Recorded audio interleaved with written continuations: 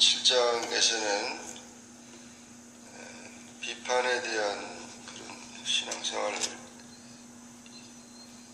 이야기와 그리고 복음에 대한 태도, 기도의 중요성과 황금률, 그리고 거짓 선자들에 대한 이야기하면서 마지막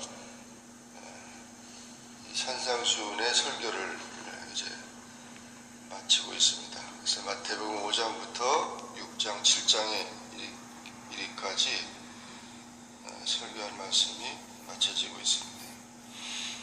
1절부터 5절까지 비판에 대한 얘기를 하고 있습니다.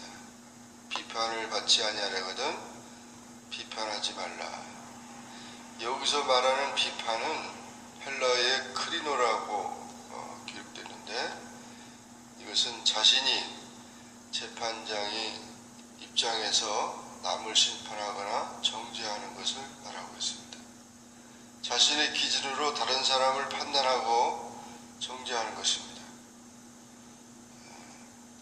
물론 이것은 불의나 부정, 부패를 지적하는 정의로운 것과 선과 악을 구분하고 진실과 거짓을 분별하는 그런 태도를 말하는 것이 아닙니다. 그래서 비판은 단순히 남의 단점을 끄집어내서 공격하는 그런 행위, 편파적인 인신공격, 그것을 말하는 것입니다. 그래서 사실은 우리의 인격적인 것, 그리고 자존심이라든지 이런 것들, 정체성에 대한 문제는 우리를 만드신 하나님 밖에는 아무도 그것을 판단할 수 없는데, 그런 정체성까지 얘기하는 것. 그래서 형제의 눈 속에 있는 티를 보고 내 눈 속에 있는 들보를 깨닫지 못한다. 티는 가시와 같은 거지만 들보는 집을 짓는 그 집에 들어가는 큰 통나무를 말합니다. 그래서 상대방의 단점보다는 자신의 단점을 먼저 보아야 되는데, 상대방의 단점을 가지고 공격하는 것을 말합니다. 사람에게는 누구나 다 장단점이 있는데, 그런 모든 다른 사람의 단점을 보면서 그렇게 지적하는 그런 삶이 아니라, 우리는 자기를 성찰하고 이웃에 대해서 이해를 하면서 포용력 있게 그렇게 살아야 된다는 것입니다.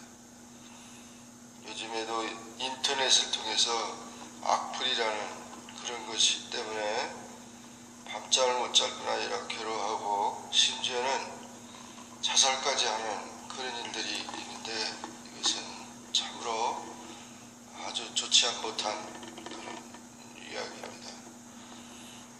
그러므로 우리는 대인관계 속에서 오히려 이런 판단하는, 그런 정죄하는 그런 태도보다는 어떻게든지 격려하고 위로하고 이해하려고 하는 그런 태도를 갖는 것이 중요합니다. 그리고 6절에 보면 거룩한 것을 계획해 주지 말며 너희 진주를 돼지 앞에 던지지 말라. 그들이 그것을 발로 밟고 돌이켜 너희를 찢어 상하게 할까 염려하라 그랬습니다. 이것은 복음에 대한 태도를 말하고 있습니다. 거룩한 것은, 진주는 복음을 의미하고 있고, 개나 돼지는 믿지 않는 불신앙의 사람들을 말하고, 이런 것을 헛되이 그렇게 하지 말아라. 그래서 배도자, 복음의 거절자, 이런 자들에 대해서 우리가 너무 값싼 복음을 전하지 말라는 것입니다.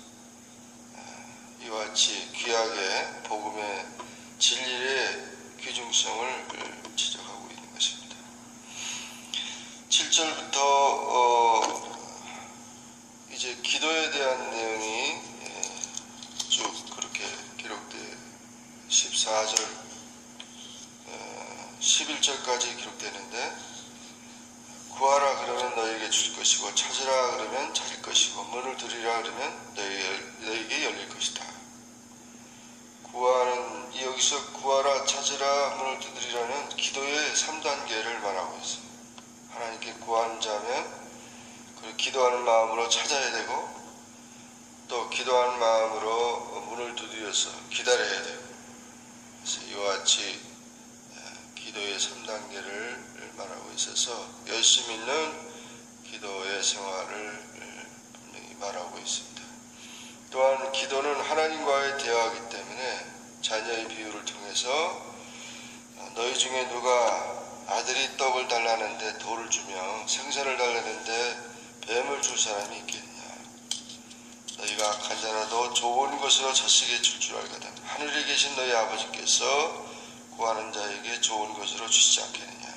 하나님은 우리 성도들이 필요한 것을 적당한 때에 가장 좋은 것으로 공급해 주신다는 것입니다. 그래서 이와 같이 하나님이 주실 것을 믿고 기도하라는 것이죠.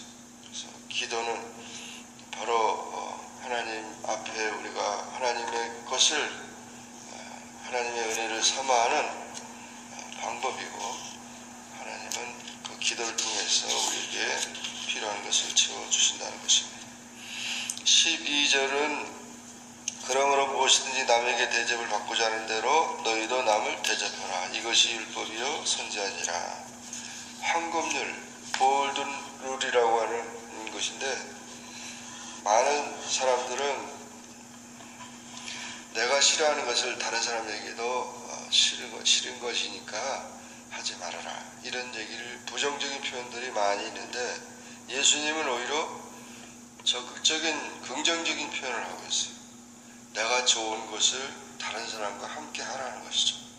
그러니까 좋은 것, 오히려 내가 받고 싶어 하는 것들을 먼저 사랑하고 먼저 대접해라, 그렇게 말하고 있습니다. 그래서 이와 같이 황금률은 바로 대인관계에서 참 중요한 그런 요소가 되고 있습니다. 그리고 13절 이하에서 좁은 문으로 들어가라. 멸망으로 인도하는 문은 크고 길이 넓어 그리로 들어가는 자가 많고 생명으로 인도하는 문은 길이 협착하여 찾는 이가 적다.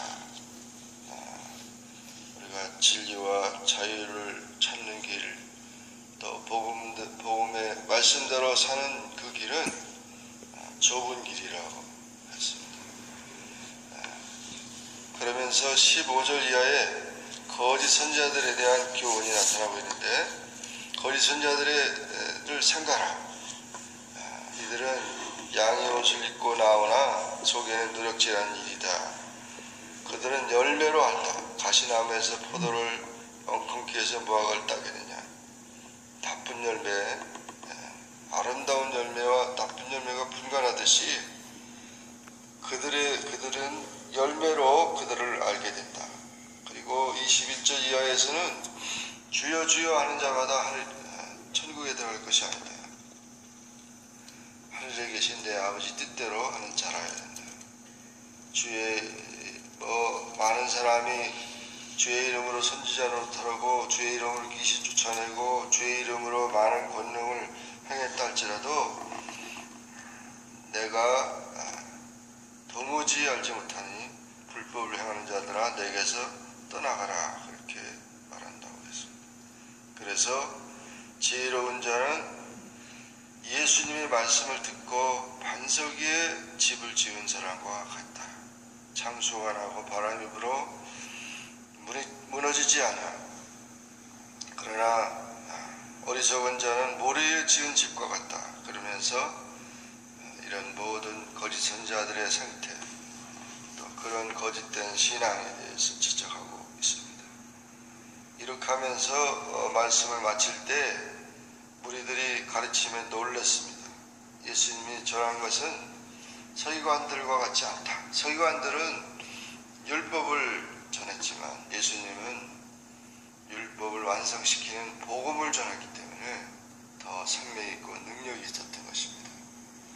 우리가 구약에 있는 모든 말씀들이 율법적인 것인데 그 율법을 신약의 의미에서 예수님의 정신으로 해석할 줄 아는, 또 그 말씀을 우리가 듣고 이해할 줄 아는 그런 복음의 정신이 들어가야 된다는 것입니다.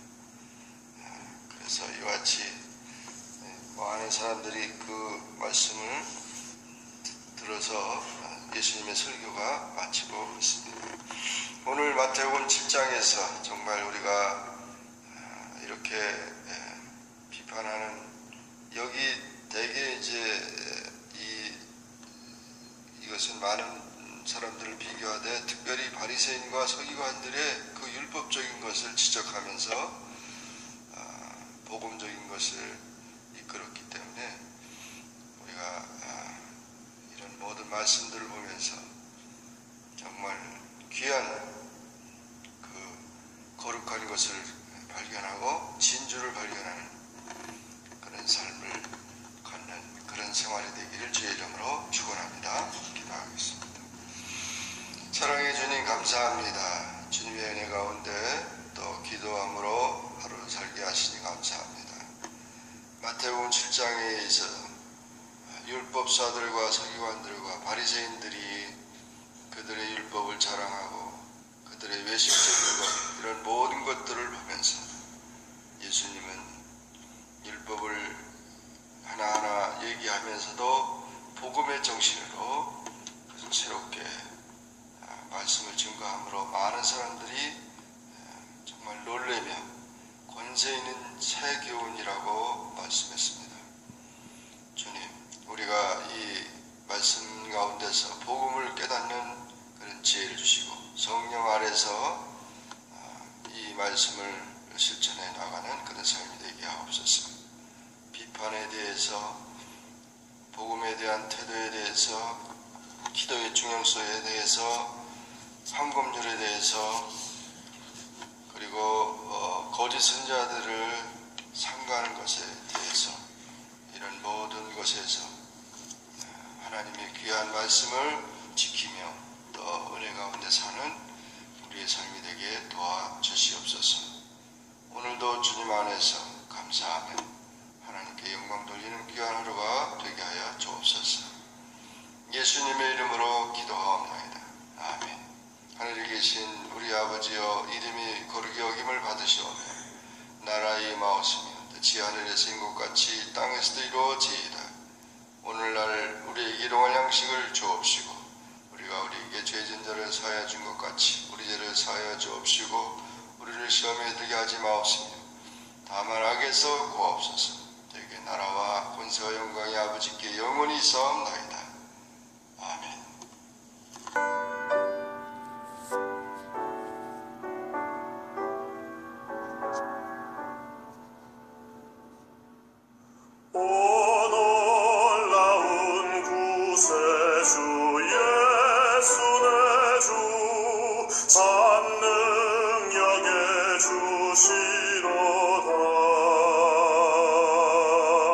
큰 바위 밑 안전한 그곳에